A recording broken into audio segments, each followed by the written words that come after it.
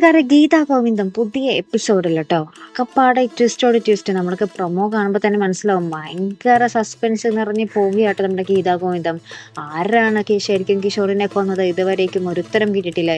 ഇന്നലെ വരെ നമ്മൾക്ക് അവർണകയാണ് നമ്മുടെ കിഷോറിനെ കൊന്നത് എന്നുള്ളൊരു ഉത്തരം കിട്ടിയായിരുന്നു. പക്ഷേ ഇപ്രാവശ്യം ഇന്നത്തെ എപ്പിസോഡിൽ പോലീസ് വന്നിട്ട് നമ്മുടെ ഗോവിന്ദനോടും ഗീതുവിനോടും അവർണകയോടും അജാസിനോടും പറയുന്നുണ്ട് ഇവരാണ് വെടിവെച്ചെന്ന് പോലീസിന് അറിയില്ല കേട്ടോ. പോലീസ് ഇങ്ങനെ പറയുന്നുള്ളൂ, ആദ്യത്തെ വെടിയിൽ നമ്മുടെ കിഷോർ മരിച്ചിട്ടില്ലായിരുന്നു, അത് വാര്യലിൻ്റെ അവിടെയാണ് കൊണ്ടിരുന്നത്. അതിനുശേഷം 1.5 മണിക്കൂർ കഴിഞ്ഞ് വീണ്ടും 2 ബുള്ളറ്റ് നമ്മുടെ കിഷോറിൻ്റെ ഉള്ളിലേക്ക് പോയിട്ടുണ്ട്. അപ്പോഴാണ് മരണം കിഷോറിന് സംഭവിച്ചിരിക്കുന്നതെന്ന് പറയുന്നുണ്ട്.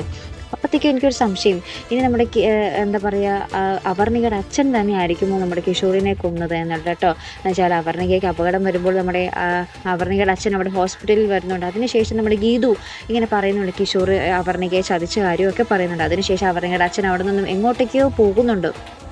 അപ്പോൾ അത് നമ്മുടെ കിഷോറിനെ അന്വേഷിച്ച് അവിടെ ചെന്നതായിരിക്കുമോ? കിഷോറിനെ തൻ്റെ മകളെ ചതിച്ച ആ ഒരു സങ്കടത്തിലും ദേഷ്യത്തിലും അവർണികയുടെ അച്ഛൻ തന്നെ ആയിരിക്കുമോ കൊന്നത്?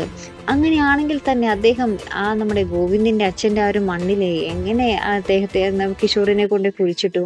അവിടെയാണ് കേട്ടോ കൺഫ്യൂഷൻ. ഇനി കൊന്നത് നമ്മുടെ അവർണികയുടെ അച്ഛനാണെങ്കിൽ തന്നെയും നമ്മുടെ കിഷോറിൻ്റെ ബോഡി എങ്ങനെ നമ്മുടെ ഭദ്രൻ്റെ ബോഡി കിടന്നേച്ച സ്ഥലത്തെത്തിയ അക്കപ്പാടെ നമുക്ക് ചിന്തിക്കുമ്പോൾ തന്നെ ഒരു പിടിയും കിട്ടുന്നില്ല കേട്ടോ. ആരാണ് ഇതിന് പിന്നിൽ? തല പുകഞ്ഞിട്ട് ആലോചിച്ചിട്ടും എനിക്കൊരു ഉത്തരം കിട്ടുന്നില്ല കേട്ടോ. ഇനി നിങ്ങൾക്ക് എന്തെങ്കിലും തോന്നുന്നുണ്ടോ? അനാർക്കലി എന്ന് കുറേ പേര് പറയുന്നുണ്ട്. പക്ഷേ അനാർക്കലി നമുക്ക് സ്ട്രെയിറ്റ് ആയിട്ട് ചിന്തിച്ചാൽ അനാർക്കലി തന്നെയായിരിക്കും ഉത്തരം. പക്ഷേ അങ്ങനെ അത്രയ്ക്കും സ്ട്രെയിറ്റ് ആയിട്ടുള്ളൊരു വഴിയിലല്ല ഇപ്പം നമ്മുടെ ഗീതാ ഗോവിന്ദം പോകുന്നത്. വിചാരിക്കാത്ത ആളുകളൊക്കെയാണ് ഇപ്പോൾ എന്താ പറയുക പ്രതി ആയിക്കൊണ്ടിരിക്കുന്നത്. ചിലപ്പോൾ അജാസ് തന്നെയായിരിക്കും, ചിലപ്പോൾ എന്താ പറയുക അനാർക്കലി ആയിരിക്കും, ചിലപ്പോൾ അവർണികയുടെ അച്ഛനായിരിക്കും. അവർണികയുടെ അച്ഛനാണെങ്കിൽ കിഷോറിനെ കൊന്നതെന്നിരിക്കട്ടെ, പക്ഷേ അവിടെ ഭദ്രൻ്റെ ബോഡി കിടന്നേച്ച സ്ഥാനത്ത് കിഷോറിൻ്റെ ബോഡി എങ്ങനെ വന്നു എന്നുള്ളത് അവിടെ ഒരു വലിയ ചോദ്യചിഹ്നമായിട്ട് മാറോട്ടോ. അപ്പം എന്തായാലും നിങ്ങൾക്ക് ആരാണെന്ന് തോന്നുന്നത്? ഇനി വേറെ ആരെങ്കിലും ആയിരിക്കുമോ ഇതിൻ്റെ പിന്നിൽ? നമ്മുടെ കിഷോറിൻ്റെ വേറെ ഒരു ശത്രു ആരായിരിക്കും അതല്ലേ? ആകപ്പാട് ചിന്തിച്ചിട്ട് ഒരു പിടിയും കിട്ടുന്നില്ല കേട്ടോ. അപ്പുറത്താണെങ്കിൽ നമ്മുടെ ഗോവിന്ദിന് ഇപ്പോഴും നമ്മുടെ അജാസിനെക്കാൾ പൂർണ്ണ വിശ്വാസമായിട്ടില്ല. നമ്മുടെ ഗീതുവിനോട് പറയുന്നുണ്ട് അജാസിൻ്റെ കഥ പൂർണ്ണമല്ല ഗീതു, അത് ഇനിയും അജാസ് എന്തൊക്കെയോ ഒളിപ്പിക്കുന്നുണ്ടെന്ന് പറയുന്നുണ്ട്. അപ്പം മിക്കവാറും അജാസിനെ നല്ല രീതിയിലൊന്ന് കുടയുമ്പോൾ ചിലപ്പോൾ അജാസ് തന്നെ ആയിരിക്കാം ചിലപ്പോൾ ഇതൊക്കെ ചെയ്തതും. പറയാൻ പറ്റുന്നില്ല കേട്ടോ. ഒരു രക്ഷയുമില്ലാത്തൊരു സസ്പെൻസ് ത്രില്ലറായിപ്പോയി നമ്മുടെ ഗീതാ ഗോവിന്ദം. എന്തായാലും അതിനുശേഷം നമ്മുടെ രഞ്ജുവിൻ്റെ കല്യാണം നടത്തി കൊടുക്കുകയായിട്ട് നമ്മുടെ അനാർക്കലി. അപ്പോൾ അനാർക്കലി അറിയുന്നില്ല ഇത് സ്വന്തം മകളുടെ കല്യാണം തന്നെയാണ് ഇപ്പോൾ അനാർക്കലി നടത്തി കൊടുക്കുന്നത്. അപ്പോൾ അനാർക്കലി ഭയങ്കര കരച്ചിലൊക്കെ കരുതുന്നുണ്ട് ഇവരുടെ വിവാഹം കഴിഞ്ഞതിന് ശേഷം. അപ്പം നമ്മുടെ ധ്യാനാണെങ്കിൽ നമ്മുടെ എന്താ പറയുക വിജയലക്ഷ്മി അമ്മയും ഗീതുവും ഗോവിന്ദ് സാറൊക്കെ വന്നിട്ട് ഈ വിവാഹം മുടക്കുന്നുള്ളൊരു ധാരണയിലായിരുന്നു.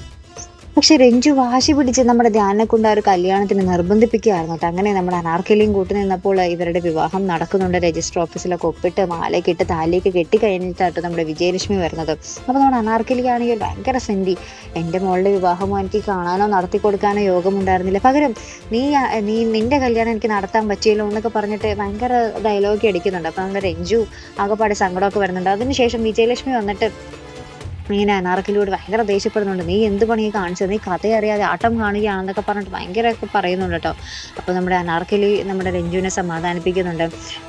നിനക്കിനി വിജയലക്ഷ്മി നിങ്ങളെ സ്വീകരിച്ചില്ലെങ്കിൽ പോട്ടെ, അത് കുഴപ്പമില്ല, ഞാൻ എൻ്റെ മകളും മരുമകനുമായിട്ട് നിങ്ങളെ നോക്കിക്കോളാം, നിങ്ങൾ എൻ്റെ കൂടെ പോരുന്ന പറഞ്ഞ അനാർക്കലി അവരെ കൊണ്ടുപോകുന്ന ദൃശ്യങ്ങളായിട്ട് നമുക്ക് കാണാൻ സാധിക്കുന്നത്. അപ്പോൾ വിജയലക്ഷ്മി ഇതൊക്കെ കണ്ട് ഞെട്ടി നിൽക്കുന്നുണ്ട് കേട്ടോ. അപ്പോൾ എന്തായാലും ഒരു 100% ഉറപ്പാണ് അനാർക്കലിയുടെ മകൾ തന്നെയാണ് നമ്മുടെ രഞ്ജു എന്നുള്ളത്. അനാർക്കലി ഇന്നത്തെ ആ ഒരു എപ്പിസോഡിൽ പറയുന്നുണ്ട് എൻ്റെ മകളുടെ കല്യാണം നടത്താൻ എനിക്ക് യോഗം ഉണ്ടായിരുന്നില്ല. അപ്പൊ അനാർക്കലിയുടെ മകൾ എവിടെയാണെന്നുള്ളൊരു വിവരം അനാർക്കലിക്ക് അറിയത്തില്ല. അതാണ്. അപ്പൊ നമ്മുടെ അനാർക്കലി നമ്മുടെ ജയിലിൽ പോയ ശേഷം നമ്മുടെ വിജയലക്ഷ്മി തന്നെ എടുത്തു വളർത്തിയ മോളാട്ട് നമ്മുടെ രഞ്ജു. അപ്പൊ അനാർക്കലി സ്വന്തം മകളുടെ കല്യാണം തന്നെയാണ് ഇപ്പൊ നടത്തി കൊടുത്തിരിക്കുന്നത്.